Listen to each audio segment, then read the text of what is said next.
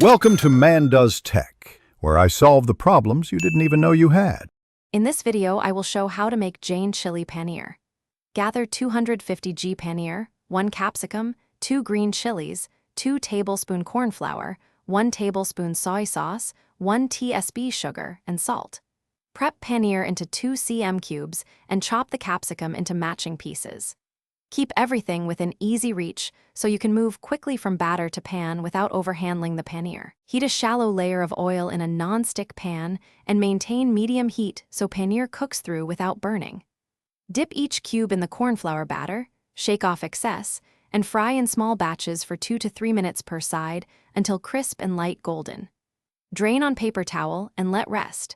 This keeps texture perfect when you toss with the sauce later in the recipe.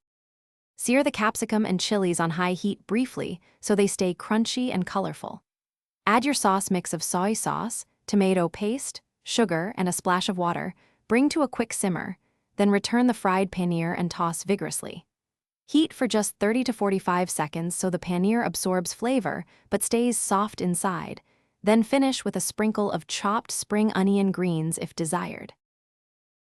Thanks for watching. If you found this helpful, don't forget to like and subscribe.